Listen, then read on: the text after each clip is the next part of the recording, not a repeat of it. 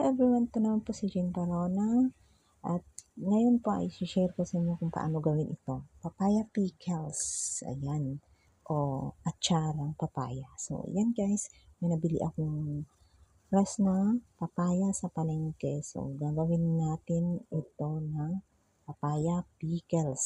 So, sundan nyo lang ang aking mga gagawin guys, napakadali po. Ito ay paborito ng aking kaibigan, wala iba kundi si Rachel Vlog. So ayan guys, balatan ko ng ating papaya, medyo hinog siya. So dahan-dahan lang sa pagbalat guys. So ngayon ko lang ito ginawaan. Actually, 2 beses ko na po akong gumawa ng ganito. Kaso yung una nun, hindi ko siya na-videohan. Kasi nandito yung amo ko, kaya ngayon walang amo. So, ito na yung pangalawang gawa ko ng papaya pickles. Kasi, paborito ng aking kaibigan na si Aishal Vlog.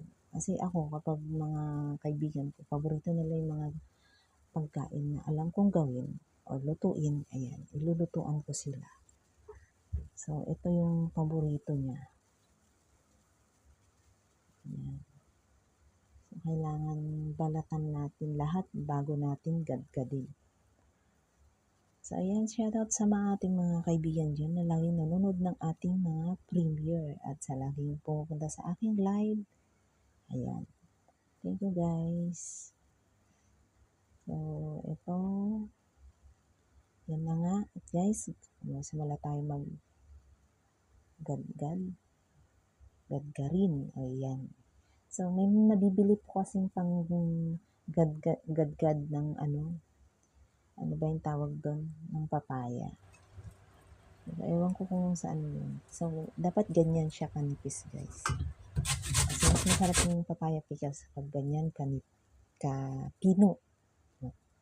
So, yan na yun, guys. Ang hirap gadgarin itong papaya natin. Kasi maliit lang yung gadgaran natin. So, ito na nga guys, malapit na tayo matapos. Sana mag-enjoy kayo manood at napakadaling sundan lang. Kasi lahat, ayan, binidyo ko.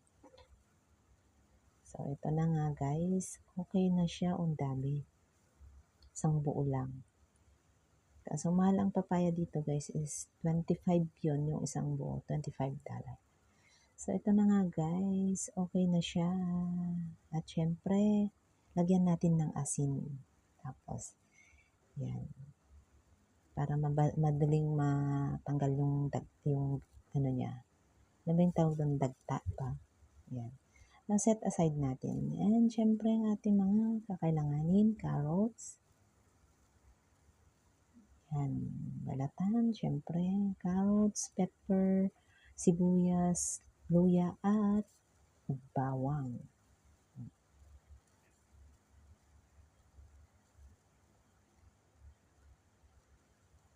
So, yan dyan. Maya-maya, pakita ko lahat ng mga ingredients nyo guys para masundan natin ng madali lang.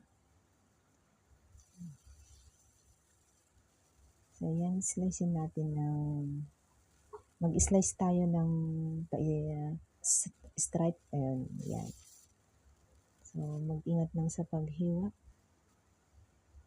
So, para mas madali, ganyan muna natin guys. So, yung iba, gawin natin parang bulaklak siya para maganda naman ang ating mga nagawa.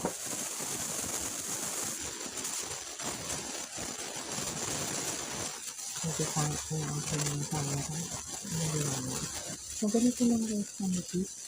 Ganito yung gawin.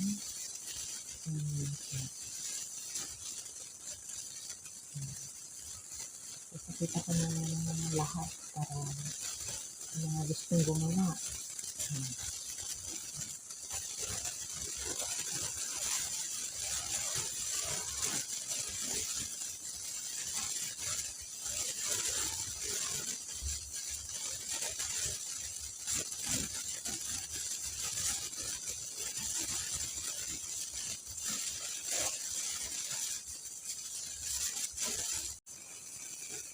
Ayan, hindi natin ilagay lahat yung kahit guys kasi meron sa kanya gagawin ko matitira. Ganito lang natin guys. Hindi pa kabanda yun.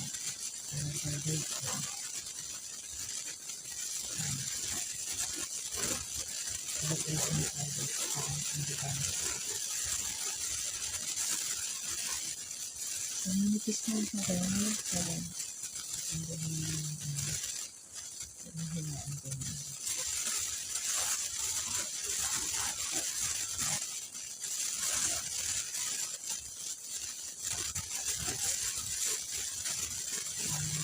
Ini sebenarnya ang magandang tignan.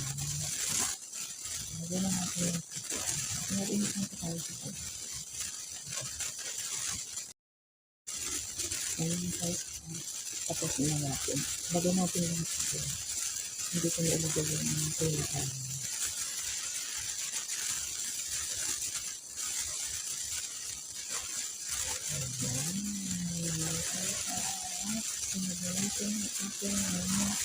Bawang sibuyas ay ito na sa guys. Dapat yung bawang ito hindi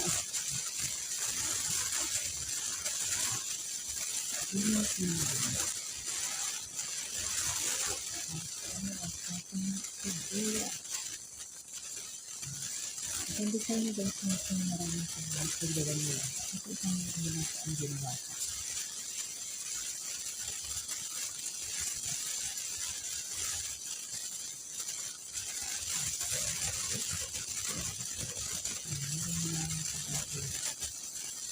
Napakaganda guys kasi sundan nila na kanyang ginagawa.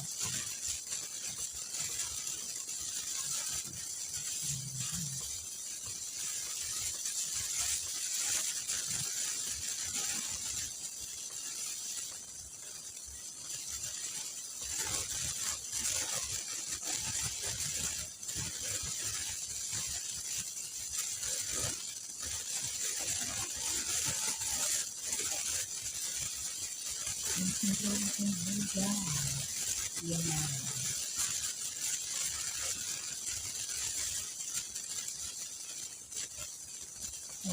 Ano din, nanilipis din ito nakahaba.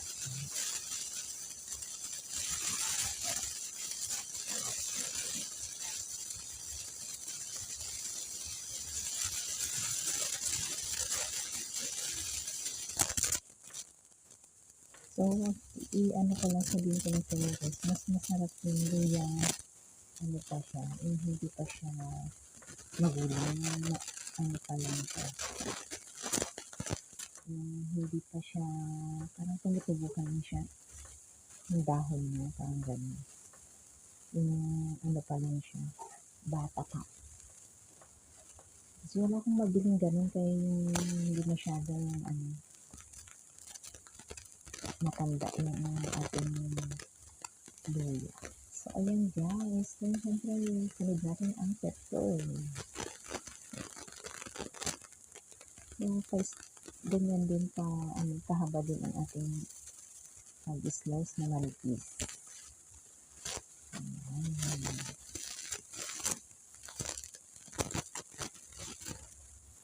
So, medyo mahaba tong ating video ngayon guys. Kasi talagang ipapakita ko kung paano yung gawin. Para madaling masundan. Kasi maraming mga nagtatanong kung paano magluto ng mga ganito. So, ayan guys, salamat po. And then, ito na nga pong ating ibabad sa asin. So, kailangan natin pigain para matanggal yung tubig niya. Ayan. Mano-mano tayo sa pagpigaan.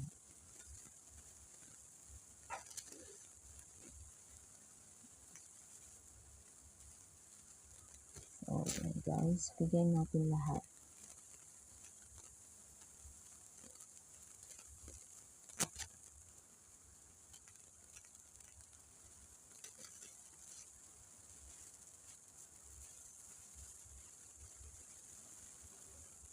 Hanggat matapos guys. At ito na nga guys ang ating mga gagamitin. May yan. Okay na lahat. At ito na ang ating papaya. At syempre may pasas tayo dyan. Ito yung ating suka. At yung syempre yung asukal guys. Hindi yan mawawala. Yung suka at asukal. Asin. Siyempre, ipakulo na natin ang ating suka. Ayan.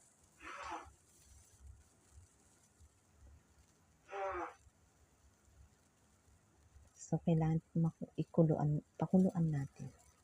Siyempre, ang dagdagan natin yung suka kasi parang mukhang kulang konti. At siyempre yung asin. So, mga 1 kutsara lang siguro na asin. At yung kalahating bowl na asukal. Depende po sa inyo guys kung gaano karami o katamis. Masarap kasi yung matamis. So, kailangan natin to guys ay pakuluan ng 100 degrees. Ayan. So, ito na nga guys. Kumulo na. At hindi ko na po na-videohan kung paano yung mix ko ng mga ating nagiging pickles. So, hindi ko na, yan. So, kailangan i-boost natin lahat yan. Hindi ko na-videohan kung paano ko. Basta, i-mix lahat ng mga ingredients. Ayan, carrots, pepper, luya, bawang, sibuyas, at syempre ang ating raisins po. Ayan. Kahit anong raisins po, basta wag lang yung may buto. Kasi mas masarap yung malambot. Ayan, ihalo lang natin guys na ganyan. Ito guys, aabot ng ilang buwan. Ilang buwan hindi siya agad-agad masisira. Lalo na kapag nasa ref, abutin ng matagal.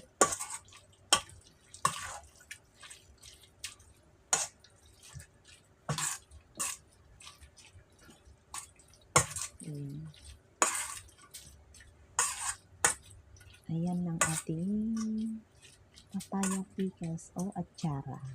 Sa mga Ilocano, atsara ang tawag namin yan. Yan. So, ito na, sis Aichel. Tapos na.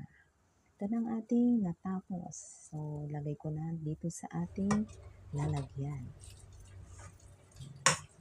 So, sa mga nagbabalak magnegosyo ng ganito, napakasimple lang guys. Saka, marami kang dito. Makikita. Maraming ano ba yung tawag doon? Basta yun. Ayan. Salamat guys sa inyong panonood. So, sabihin natin na ganyan.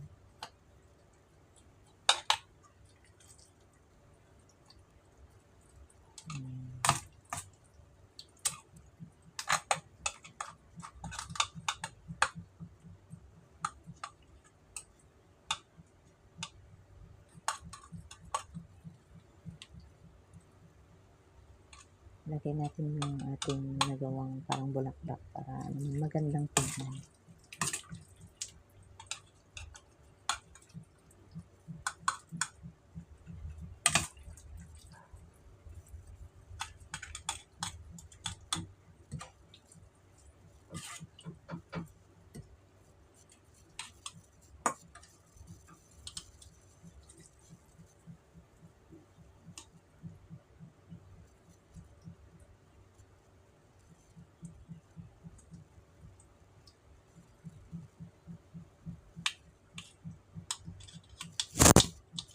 So, ayan na.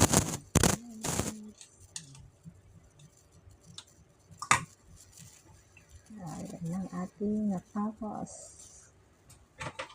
Sa mga hindi pa po nakasubscribe, mag-subscribe na po, paki-bell all na rin po. At mag-comment kayo kung nagustuhan niyo ba tong video na to. And then, syempre, ito yung natin, para kay Sis Aichel. Ayan, dami. Paborito niya kasi guys. So, ang dami pala yung isang buong papaya. Ayan guys. Ayan, maraming salamat po sa inyong panunood. God bless po at sana po tuloy pa rin ang inyong suporta sa akin. Ayan guys, thank you so much.